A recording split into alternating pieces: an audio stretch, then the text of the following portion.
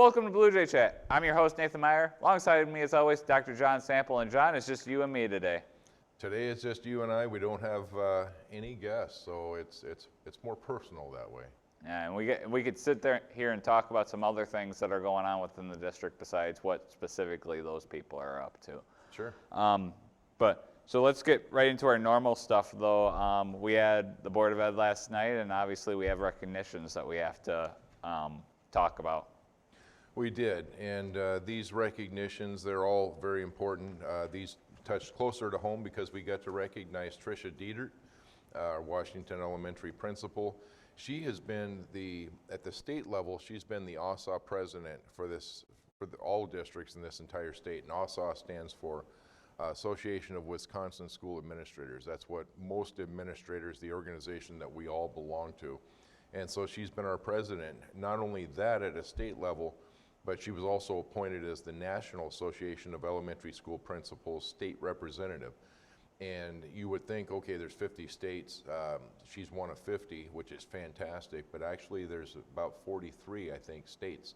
She's representing a region that includes more than our state. So she'll be going to the 2020 Capitol Hill Day on Wednesday, March 25th. It happens to be during spring break. She's not paying a dime for this. She's being sent to represent Wisconsin, so very, very high honor. She's a busy lady, too. She is extremely busy, so she's representing us very well. We're very proud of that.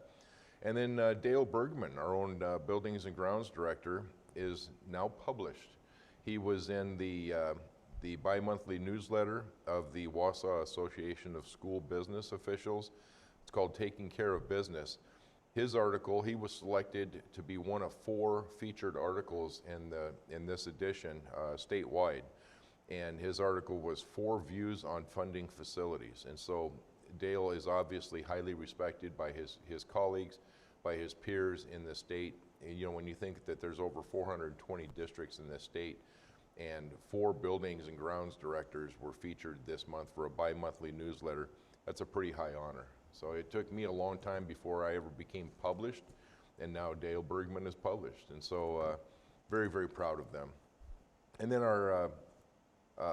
with Bella Troyer and Levi Black, our student representatives, they were sharing some of the great things that are going on with all of our students. I think one of the biggest thing, and maybe it's because it was closer to me because I was a wrestler in high school, is how well our wrestling team is doing. We have was it a conference champ, regional champ? I believe a regional right now, yeah. Regional with Zach Irabaran. And I tell you what, he is such a fantastic heavyweight wrestler. I wouldn't mess with him. I wouldn't have messed with him back when I was younger. You know, he's penning kids in record time, and I got to see a little bit this morning as I was checking out my phone and getting caught up on the news. He had a bye in his first round this past week. In his second round, he had a pin in the first period, and in his next round, he had a pin in the second period. So just doing a fabulous job. Very proud of all of our wrestlers, all of our athletes. We're right in the middle of winter. This is when things start to ramp up now. Yeah, we're wrapping up our winter sports here, and I know then that magical time, spring's on the horizon, John, and no, knock on wood, no snow days so far. No snow days so far. It was funny because we had a cold day last week, and it was so cold that it wasn't cold enough to cancel school, but it was cold enough to postpone the Winterfest activities. Correct, yeah. So, you know, some of those activities were outdoors, and so I was actually getting emails from students saying, well, if we can't do Winterfest, and I think they were planning on attending Winterfest, and if we can't do Winterfest, then why don't you cancel school? And I said, well, as I explained, I copied and pasted the requirements that I use, the guidelines I use for calling school or any delayed starts, and it just wasn't going to get as cold to go from an advisory to a warning, and that's what I use. And so it has to get about 35, 40 below before it switches over to a warning. Right, and a lot of the stuff that was canceled, if I remember correctly, correct me if I'm wrong, was stuff where the places that the kids were going to go said, no, we're not going to even open our doors today just because it's so cold. Correct. And that obviously plays a huge factor, because what do you do with those, 20 to 50 kids that sign up for each of those events? Sure, and they didn't find out until the day before, and it's just short notice to start switching things around because it takes a lot of planning to pull this off. So that's going to be rescheduled. In fact, I believe that Winterfest has now been rescheduled for February 27th. That is correct, yes. But I put a stop to those emails. I was as patient as I could be, and I explained what it goes into canceling a school day and those types of things. And I said, well, but your classroom is going to be so warm and toasty. I said, so you'll be safe.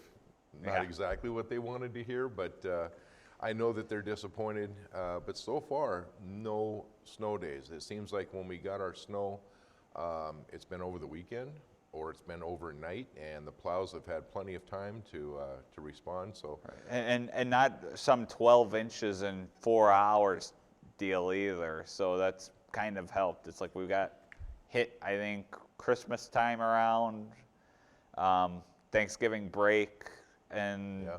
we got hit hard those 2 times, but we were already off school anyways, so it didn't affect anyone. Sure. And I think on one day it was even an MSI day that we got some snow. So Yeah. it's been very nice. And let it snow again. I don't care if it comes down hard over spring break. That would be great. Yeah, well, I'm hoping for the snow just to go away. I'm a little sick of winter. I don't know about everyone else here, but It's piling up right now. yeah, I'm ready for spring to come. I think my winter bug is finally, all right, I'm done. Let's move on. And Well, it's kind of one of those things too. I always know when it's going to rain because all I have to do is take my truck through the car wash, and it'll rain that afternoon or the next day. Here, I'm being as proactive as I can by extending our calendar and building plenty of snow days into next year's calendar. And what's happening? We haven't had to use a snow day yet. And so Right. we've got days, built in, not as many as we do for next year. But we do have 5 or 6 days that we could utilize still yet this year. So I think it's better from my perspective, maybe not the students' perspective, that we get as many days of instruction in as we can without any interruption, because that makes for better student achievement. right, but if we remember last year, I think we had to add, 3 days onto the calendar or something like that? Yes. Because of all the snow days that we got, and most of them were like all in a row, so it was almost like a week off, it seemed like. And it's hard to get back in the flow of things for everybody. Yeah. And it messed with summer school. So we're already planning for summer school this year. Barring any snow days and any delays or anything that's going to push our school year into summer. We plan real hard for those 12 days at the elementary level and middle school level. And then high school kind of goes in streaks, depending on if it's credit recovery or whatever. They're going to be going throughout the summer off and on.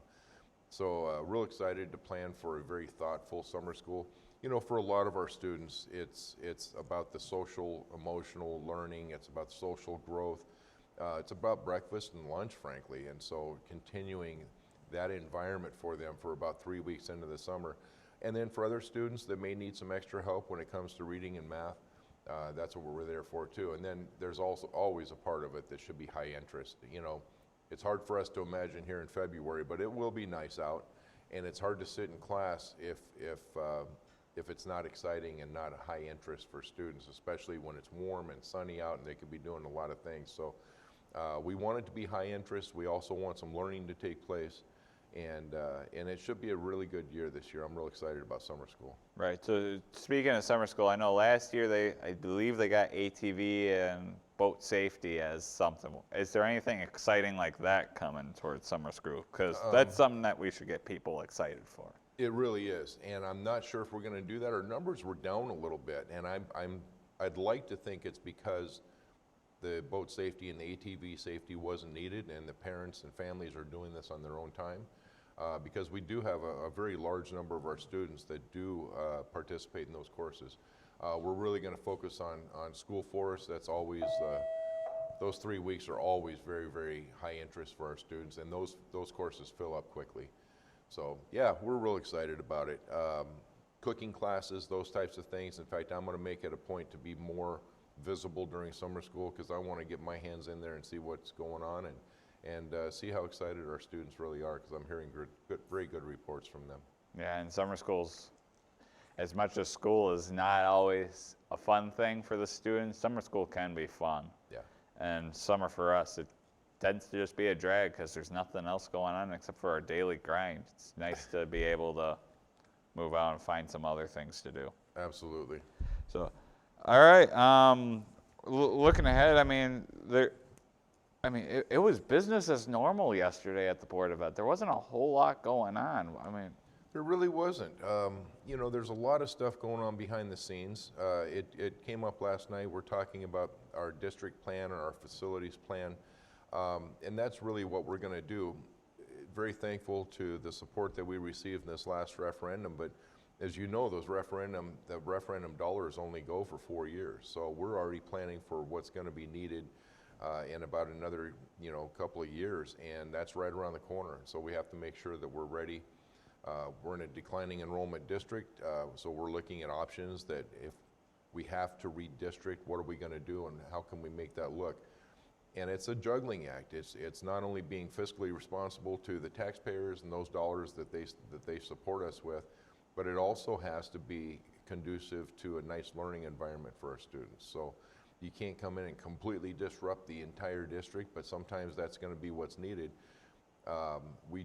We don't want to put it on the backs of our taxpayers to say, hey, how about giving us $20 million a year and we can keep everything status quo? I don't think that that's going to fly. So what we do is we're as fiscally responsible as possible prior to that when people go to the polls and say, we're going to need $2.5 million a year to maintain the way we are right now. So it's a lot of give and take. We give a lot and so do our taxpayers, and so we respect that. So yeah, there's just a lot of plans. Right now I'm developing several scenarios of what we could look like in about a year and a half to not only continue to increase our student achievement, which has been on the increase, but also to be fiscally responsible to those dollars that we have right now. and see, that kind of strikes me funny. We're talking about declining enrollment, and we have for, I would say, the last probably 8 years that I've been here. It's always kind of just slowly gone down. Not a steep decrease, but just a gradual decrease. But we're talking now about an increase in student productivity. And student achievement. And you would think that wouldn't correlate together, but it is right now. I don't know. I'm sitting here wondering, is it because we have, X amount of staff now to X amount of students that we're able to do a little more one-on-one learning and be able to help each individual student more than just the gradual growth? Sure, and one would like to think that as our student population declines, then our staff population also has to decline. So our ratios are about the same. We want to try to keep those ratios. We don't want, for example, 30 third graders in a class with one teacher. And so we want to keep those numbers down. And sometimes that's difficult. We're losing approximately, on the average, of 50 students a year, which equates to $500,000 a year of revenue that we're missing out on because we don't have those students here. And we can do a lot for $500,000.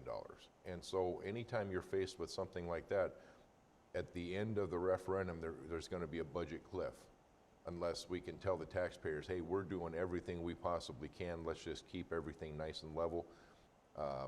Give us the money that you gave us 4 years ago to remain flat, and we'll continue to be responsible with that money. So it's a tough way to go when you've got fewer students. You would think automatically, and if you didn't have to non-renew teachers or lay off teachers, that fewer students just means more teacher time. But unfortunately, the teachers go with that because the revenue goes with our students. So I think it's been a real collaborative effort, especially coming out of curriculum and instruction, that we're targeting programs where we get results. And we talked a little bit about that last night. Title funding is exactly that. It's a funding source. And so we're not doing away with our title teachers. Our title teachers are still going to be funded. We're just going to dictate a little bit more of the strategies and the curriculums that they use in order to get the best student results. Next year, at each one of our 3 in-town elementaries, we're going to have 3 different pilot programs for phonics. And at the end of the year, which one got the best results, because there's really not a lot of difference between our students at Washington, at Kate, and at Jefferson. You know, you can't say, well, that's a very, very high poverty area, or that's the school that has very high socioeconomic status. We're all pretty level as far Yeah, as that goes. we don't really have a low poverty level area. I mean, everyone will sit there and say the 6th Ward's a low poverty, but I've seen, you know, people with a lot more money than they just live, you know, more frugally than everyone else in that Sure. area. So, I mean, there's no real true low poverty area in Merrill. Right. It's kind of across the board. We're a middle class town. That's just how it is. We are salt of the earth, hardworking people, and so, yeah, that's going to allow us to say, here's 3 phonics pilot programs. Let's see what the results are. This one worked the best. That's the one we're going to go with. So I think our methods and our strategies are much more proven and much more database now than they ever have been. And so I'm excited about that. Yeah, well, we'll see where it goes. Absolutely. All right, John. I don't know. Just state convention. We talked a little bit about that.